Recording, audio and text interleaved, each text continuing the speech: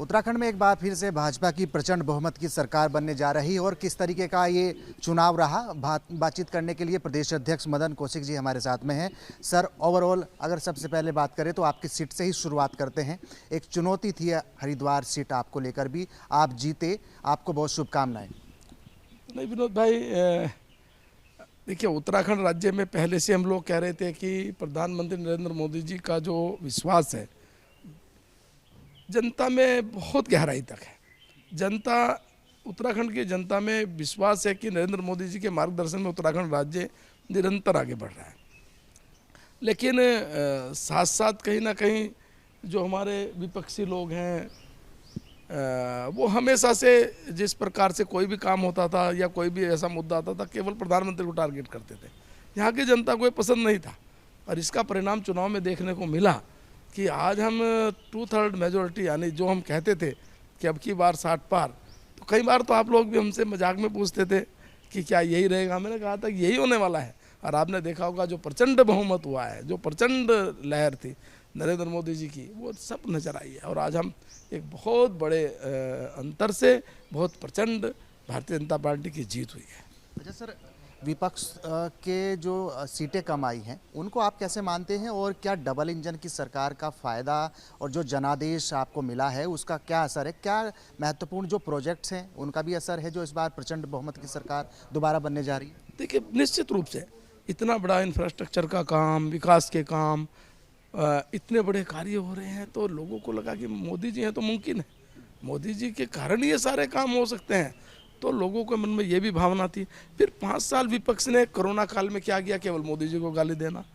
हमारा कार्यकर्ता नीचे बूथ पर जाकर लोगों की सेवा के काम कर रहा था। अन्य इस प्रकार की आपदा में क्या काम किया? केवल गाली देना। आपदा में हमारा कार्यकर्ता जनता के बीच में खड़ा था। कांग्रेस केवल मुद्दों पर चुनाव लड़ती है, कांग्रेस को जनता से लेना देना नहीं है। और आपने देखा होगा कि कांग्रेस के यही 5 साल में जो भूमिका रही, इसका ही परिणाम इस चुनाव में नजर आया। अच्छा सर, आपकी टीम जीत तो गई है लेकिन कैप्टन हार गए हैं, इसको आप कैसे मान रहे हैं? हाँ, बड़ा दुर्भाग्यपूर्ण है कि इतना अच्छा चुनाव लड़ते लड़ते और लड़ाते लड़ाते एक इस प्रकार की व्यवस्था हो गई तो निश्चित रूप से, लेकिन धामी जी ने दिल जीता है सबका। सर, हरीश रावत की बात करें तो हरीश रावत के फेस पर सारा चुनाव कांग्रेस लड़ रही थी, लेकिन पटकनी पिछली बार भी मिली और इस बार भी मिली, कैसे मानते हैं आप? पहले ही पता था कि हाँ, वो सीट ही तय नहीं कर पाते आदमी, कभी यहाँ तो कभी वहाँ, कभी वहाँ तो कभी यहाँ। जब आदमी का इस प्रकार का होता है तो हमने पहले ही कहा था कि जनता इनको पसंद नहीं करती और उस परिस्थितियों में इनको नहीं लड़ना चाहिए था चुनाव।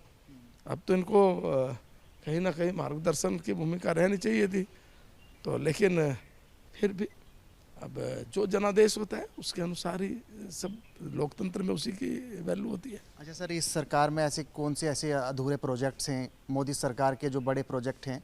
अब नई सरकार का विजन कैसे होगा? नई सरकार के मुख्य कार्य क्या होंगे?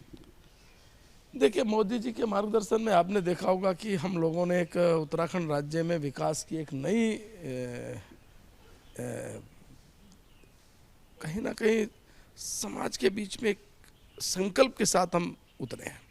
और वो जो हमारा नया संकल्प है, चाहे वो सड़क को लेकर हो, चाहे वो कनेक्टिविटी के एयर कनेक्टिविटी को ले, चाहे वो ट्रेन कनेक्टिविटी को लेकर हो, चाहे विकास में हम अगर कहते हो कि महिलाओं के स्वावलंबन की बात करें, युवाओं को रोजगार की बात करें, ये सारी चीज़ें हम लोगों ने एक दिशा देने का प्रयास किया और अब निश्चित रूप से इन सब चीज़ों पर हम काम करेंगे। मोदी जी का जो मिशन है कि ये जो दशक होगा इस सदी का उत्तराखंड का होगा, इस पर काम करना। 2025 का उत्तराखंड देश का एक ऐसा राज्य हम बने जो सबसे अधिक सक्षम राज्य हो, सबसे अधिक हर दृष्टि से, चाहे वो पर्यटन की हो, चाहे वो आर्थिक हो, चाहे वो कनेक्टिविटी हो, चाहे वो रोजगार हो, चाहे वो स्वावलंबन की दृष्टि से हो, ये सबसे अच्छा राज्य बने, इस दिशा में हम काम करेंगे। सर, मुख्यमंत्री अब कौन होंगे?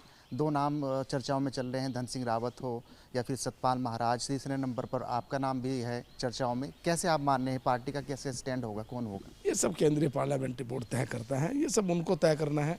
किसी के नाम चलना ना चलना इस पार्टी में की परंपरा नहीं है। अच्छा, मेरा लास्ट में एक सवाल आपसे है कि मदन कौशिक क्या फिर से सत्ता में वापसी है या संगठन में ही अभी बने रहेंगे? ये सब तय करने का हमारी पार्टी का सीधा रहता है। जो लोग तय करेंगे, जो भूमिका जिस कार्यकर्ता को मिलती है, उस भूमिका में कार्यकर्ता काम करता है। बहुत बहुत धन्यवाद सर। प्रदेश अध्यक्ष मदन कौशिक जी से हमने बात की। सत्ता में उनकी वापसी होती है या संगठन में फिलहाल वो बने रहेंगे, उसको लेकर तो केंद्रीय आलाकमान तय करेगा। लेकिन ठीक पहले आज एक बार फिर से उत्तराखंड में भाजपा की प्रचंड बहुमत की सरकार दोबारा बनने जा रही है। अपने सहयोगी कैमरा पर्सन मनबर रावत के साथ विनोद कुमार, एबीपी गंगा, देहरादून।